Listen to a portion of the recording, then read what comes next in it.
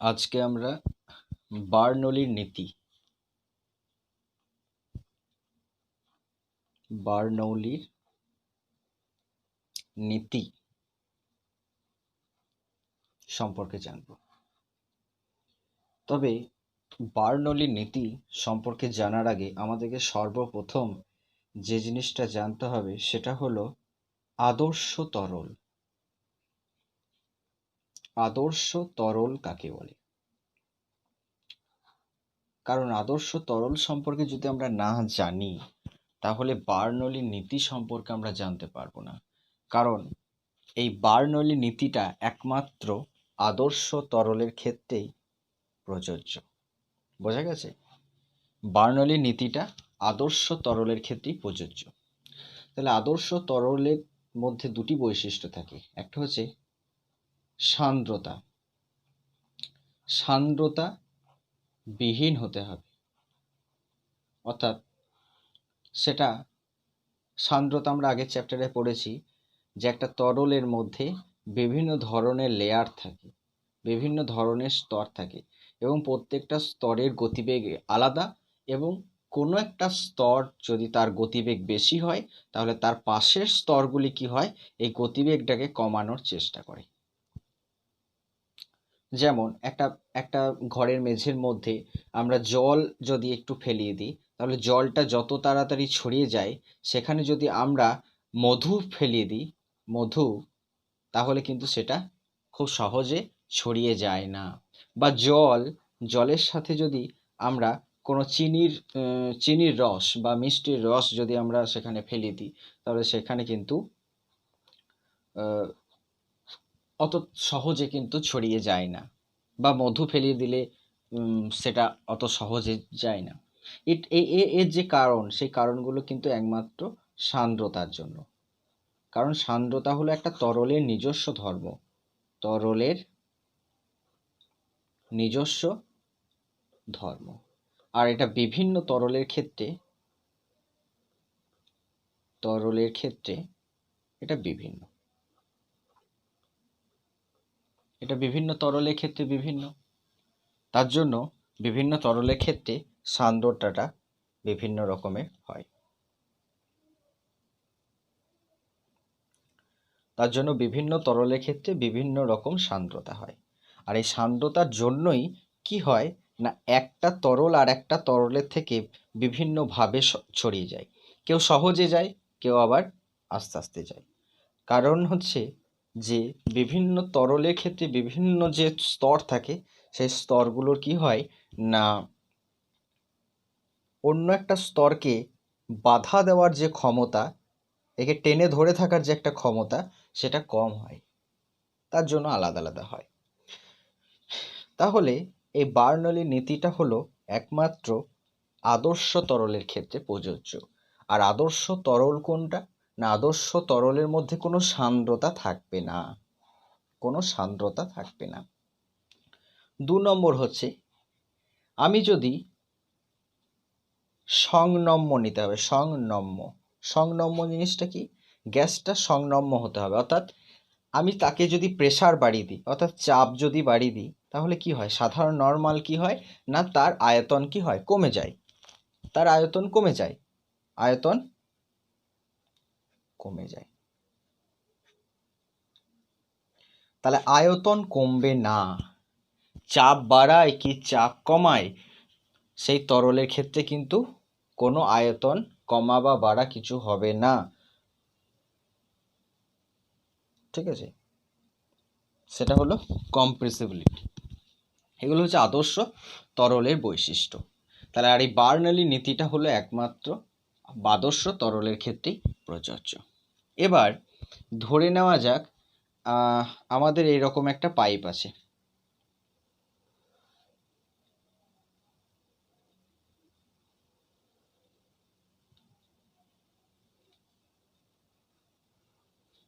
কীরকম পাইপ না, পাইপটা এটা আমাদের ভূমি থেকে ওপরে উঠে আছে, ভূমি থেকে উপরে উঠে আছে, এরকম আমাদের পাইপ হতে পারে। আমরা আগে পড়েছি যে এখানকার ক্ষেত্রফল যদি A1 হয়, এখানকার ক্ষেত্রফল যদি A2 হয়, তাহলে পরে আমাদের কি হবে, এখানকার গতিবেগ যদি V1 হয়, তাহলে এখানকার গতিবেগ V2 যদি হয়, তাহলে পরে আমরা আগে পড়েছি যে A1 V1 equal to A2 V2, এই ফর্মুলাটা আমরা আগে জেনেছি, আমরা আগে পড়েছি যে এটা একটা পাইপ, যে পাইপের এই যে ক্ষেত্রফল, এটা হলো ক্ষেত্রফল কত, এখানকার ক্ষেত্রফল হলো A1 আর এখানকার ক্ষেত্রফল হলো A2। আচ্ছা, ক্ষেত্রফল কোথায় বেশি, না A1 এ ক্ষেত্রফল বেশি, তাহলে আমরা এখানে লিখি A1 গ্রেটার দেন A2, তাহলে আমরা এখানে লিখব A1 গ্রেটার দেন A2। আচ্ছা, ভালো করে যদি লক্ষ্য করে দেওয়া হয়, A1টা A2 থেকে বেশি, আবার এই দুজন সমান বলছি, তাহলে ভালো করে লক্ষ্য করে দেখো তো যে V1টা কম হবে তো V2 থেকে, কারণ এইটা যদি বেশি হয় এটাকে তো কম হতে হবে, না হলে তো সমান হবে না। দুটোই যদি এখানে বেশি হয়ে যায় এদের দুজনের থেকে, তাহলে তো এই দিকটা বেশি হয়ে যাবে। তাহলে দুজনকে সমান হতে গেলে কি করতে হবে, আমাকে A1টা যদি এখানে বড় হয় তাহলে গতিবেগটা কি হয়, কমে যাবে। ভালো করে লক্ষ্য করলে দেখবে কোনো একটা পাইপে, সেই পাইপে যদি আমরা অনেক দূরে ফুল গাছে জল দিচ্ছি পাইপে করে, তখন দেখা যায় অনেক দূরে একটা ফুলের গাছ আছে, সেখানে যদি আমাকে জলটা দিতে হয় কিন্তু আমি পাইপটা নিয়ে যেতে পারবো না, তখন কি করি, আমরা পাইপের মাথাটাকে কি করি না একটু টিপে দিই, তাই না? কারণ এই পাইপের মুখটাকে আমরা একটু সরু করে দিই, কারণ পাইপটার মুখটা সরু করলে কি হয়, গতিবেগটা বেড়ে যায়, জলটা অনেক দূর চলে যায়। কেন?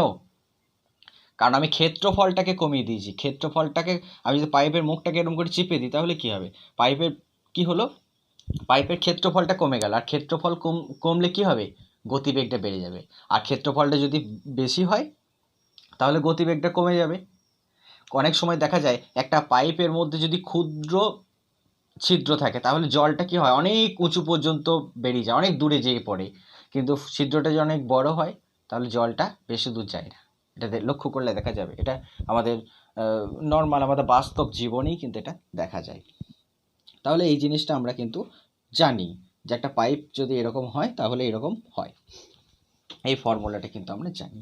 এরপরে আমরা বার্নৌলির নীতিতে চলে যাব।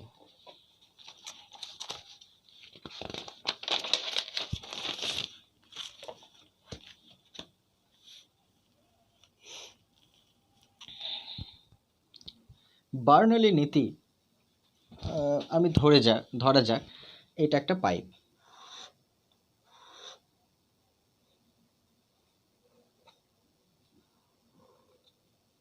এটা ভূমি, এটা ভূমি থেকে H1 উঁচুতে আছে, এটা কত আছে, H2। এখানকার ক্ষেত্রফল A1, এখানকার ক্ষেত্রফল A2।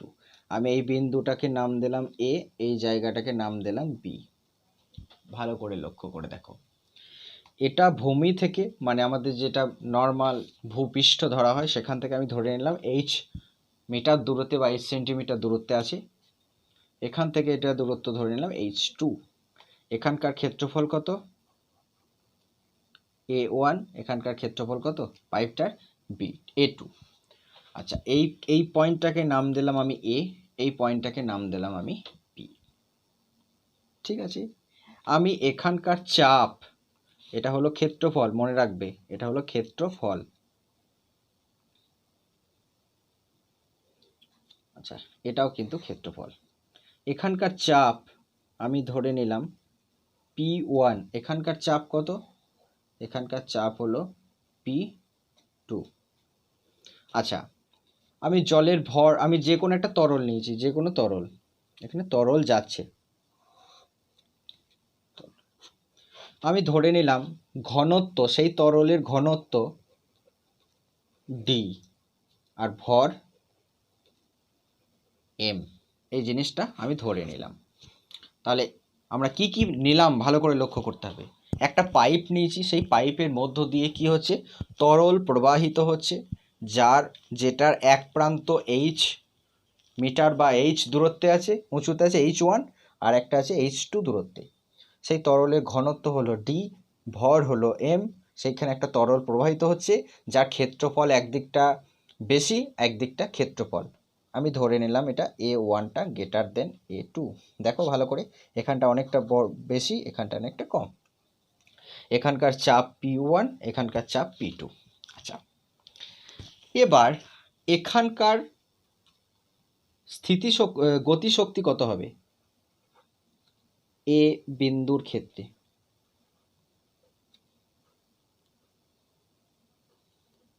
গতিশক্তি হবে, আমরা গতিশক্তির ফর্মুলা কি জানি? Half M V square.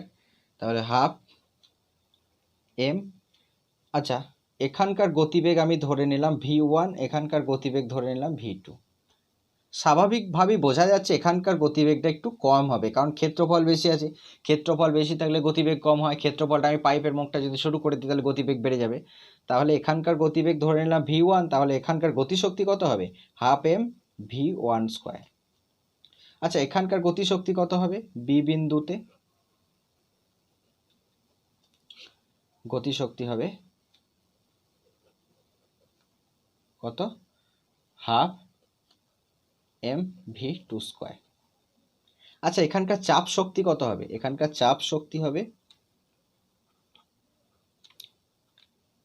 m/d আয়তন ইন্টু P1। এটা আমাদের জানা, যদি কারো না জানা থাকে মুখস্থ করে নিতে হবে, কারণ এটা অনেক আগে শিখেছি আমরা। এখানকার চাপ শক্তি কত? কারণ আয়তনের সঙ্গে এক ইউনিট পরিমাণ ভলিউম, একক আয়তন যে চাপ প্রয়োগ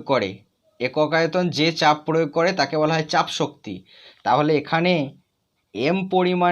m/d আয়তন যদি P1 চাপ প্রয়োগ করে তাহলে চাপ শক্তি কত হবে? m/d into P1। আর m/dটা কেন আয়তন? এটা আয়তন, ভালো করে লক্ষ্য করে দেখতে হবে, কারণ আমরা জানি ঘনত্ব সমান হচ্ছে ভর বাই আয়তন। আর ভরটা এখানে কত? এম, ডিটা হচ্ছে ঘনত্ব আমরা ধরে নিয়েছি। তাহলে আয়তন কত হবে? আয়তন হবে m/d, বোঝা গেছে? আর চাপ শক্তি মানে কি? চাপ শক্তি মানে হচ্ছে আয়তন ইন্টু চাপ।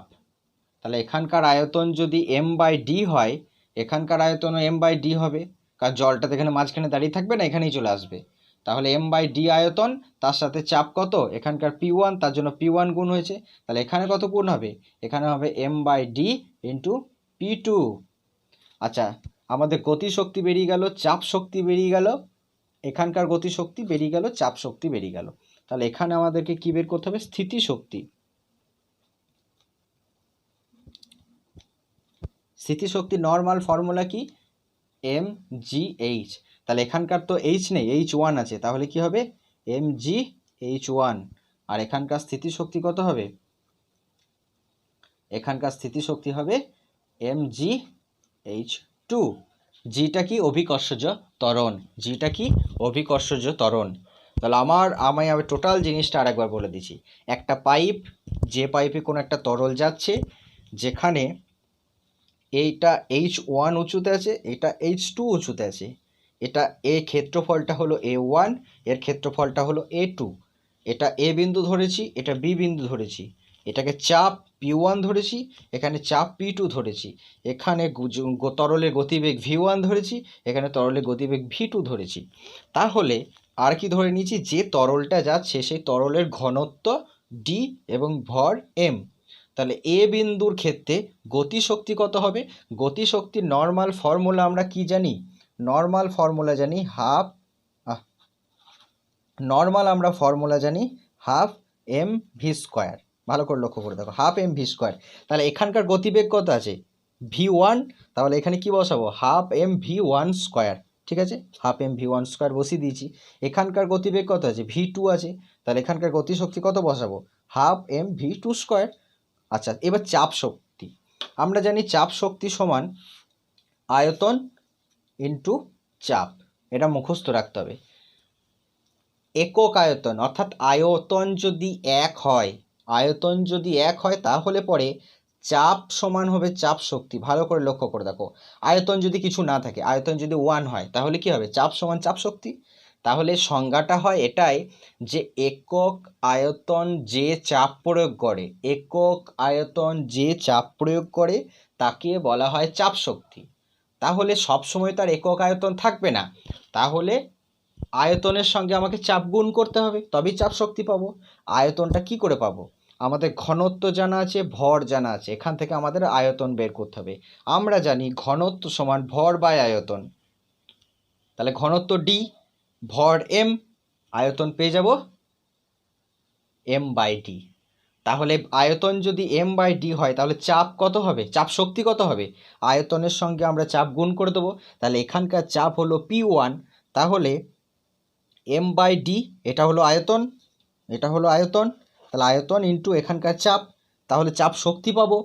চাপ আর চাপ শক্তি কিন্তু এক নয়, ভলিউম যদি আয়তন যদি এক হয় তবেই চাপটা চাপ শক্তি হয়, না হলে হয় না। তাহলে এখানকার চাপ শক্তি কত হবে? M by D into P2, চাপ গুণ করে দেবো, এখানকার চাপ P2, তার জন্য P2 গুণ করেছি। এখানকার স্থিতিশক্তি কত?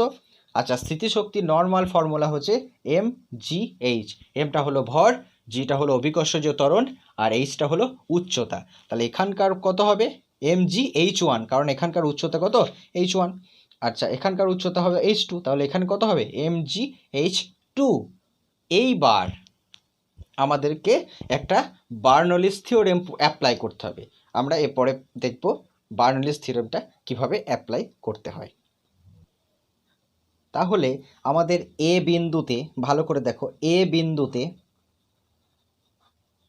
মোট শক্তির পরিমাণ কত? মোট শক্তির পরিমাণ কত হবে? গতিশক্তি, চাপ শক্তি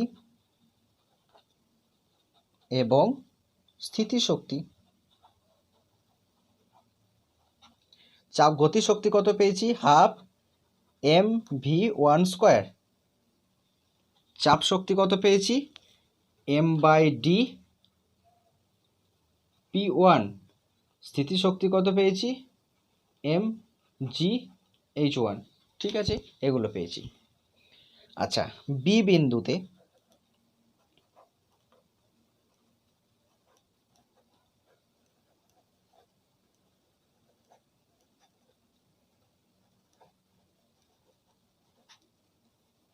কত পেয়েছি? Half M V two square, M by D কত? P2।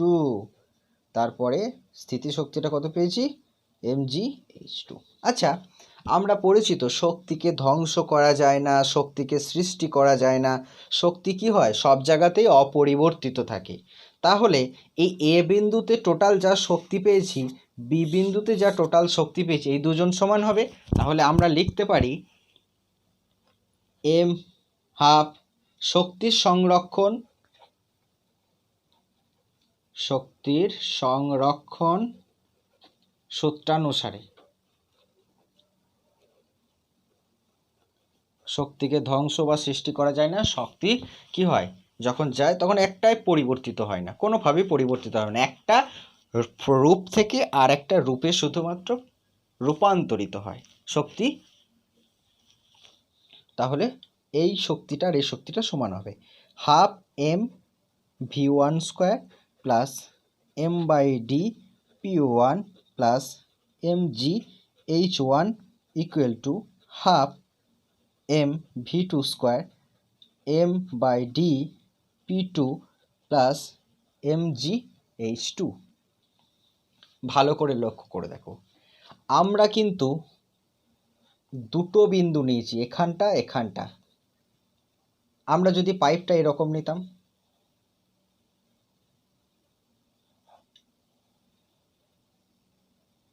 এখানটা দেখো খুব সরু, এটা একটা পয়েন্ট নিলাম, এ পয়েন্ট নিলাম, এটাকে বি পয়েন্ট বললাম, এটাকে সি পয়েন্ট দিলাম, তাহলে পরে এইরকম একটা হতো হাফ, এটাকে ধরে নিলাম V3 করে নিলাম, এগুলো সব 3 ধরে নিলাম, তাহলে এরকম হতো half M V three square M by D P three plus M G H three, এরকম হতো, তিনটে তখন হতো। তাহলে আমরা যদি অসংখ্য পয়েন্ট কল্পনা করি একটা পাইপের মধ্যে, একটা অসম পাইপের মধ্যে যদি বিভিন্ন পাইপ মানে বিন্দু কল্পনা করি, তাহলে বিভিন্ন বিন্দুতেই মোট শক্তির পরিমাণ কিন্তু সমান হবে। এখানকার মোট শক্তি, এখানকার মোট শক্তি, এখানকার মোট শক্তি সব সমান হবে।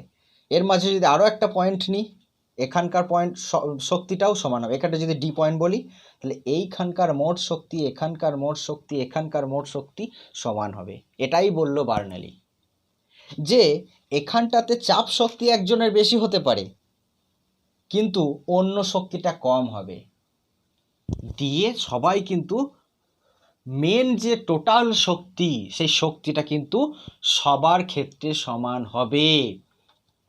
আবার বলছি, চাপ শক্তি সব জায়গাতে আলাদা হবে, গতিশক্তি সব জায়গাতে আলাদা হবে, স্থিতিশক্তিও সব জায়গাতে আলাদা হবে, কিন্তু তাদের মধ্যে যে মোট শক্তির পরিমাণ, মোট শক্তির পরিমাণটা সবসময় কি হবে? মোট শক্তির পরিমাণ সবসময় হবে সমান। মানে ধরে নেই তোর কাছে 100 টাকা আছে, আমার কাছে 100 টাকা আছে, আর একজনের কাছে 100 টাকা আছে। সবার কাছে কিন্তু 100 টাকা থাকবে, কিন্তু কারোর কাছে 50 টাকা দুটো নোট, কারোর কাছে 5টা 20 টাকার নোট, কারোর কাছে 10টা 10 টাকার নোট, কারোর কাছে আবার 100টাই খুচরো। কিন্তু এই টাকার বিভিন্ন রকম পরিমাণ হতে পারে, কিন্তু টোটাল অ্যামাউন্টটা কিন্তু সবসময় এক থাকবে। দেখা গেল এখানে চাপ শক্তি কারোর বেশি, পরেরটাতে দেখা গেল এর গতি শক্তিটা বেশি, কারো দেখা গেল স্থিতিশক্তিটা বেশি, তা সেই বিন্দুতে দেখা গেল তার গতি শক্তিটা বেশি।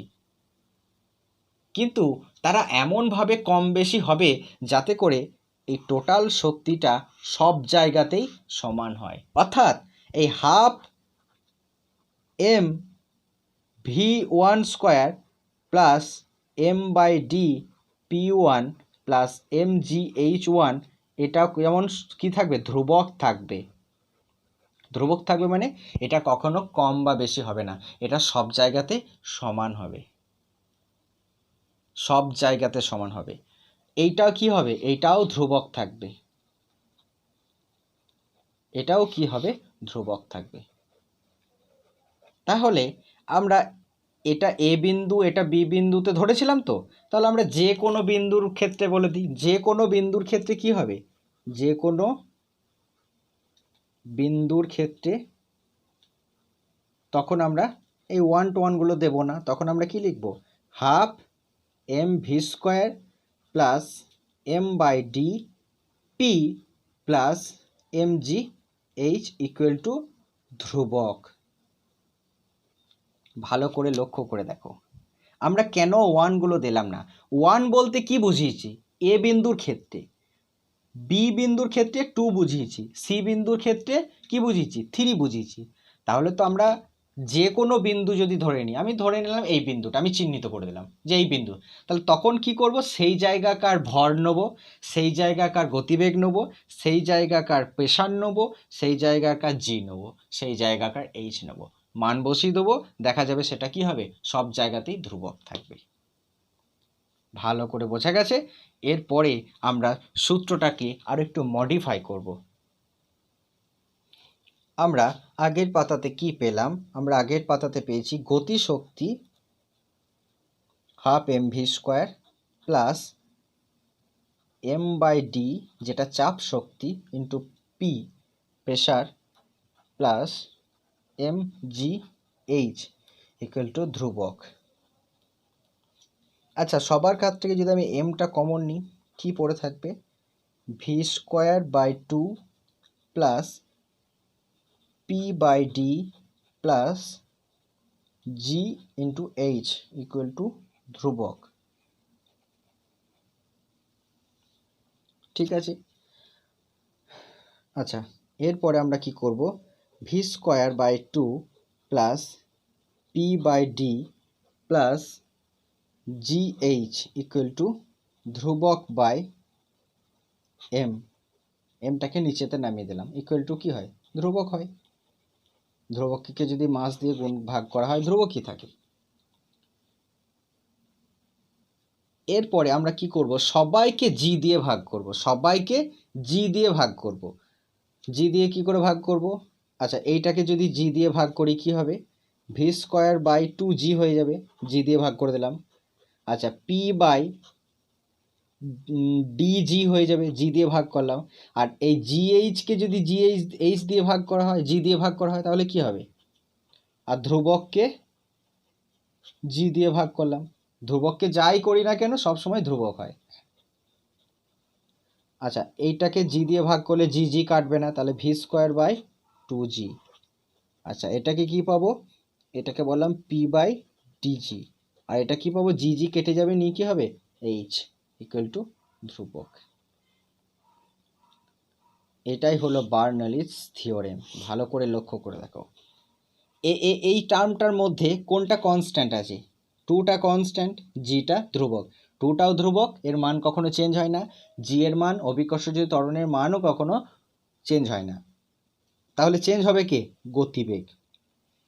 আচ্ছা যে তরলটা আমরা নেব সেই তরলটা তার ঘনত্ব কি কখনো চেঞ্জ হয়, ঘনত্ব চেঞ্জ হবে না। জিটা তো অভিকর্ষজ ত্বরণ, চেঞ্জ হবে না।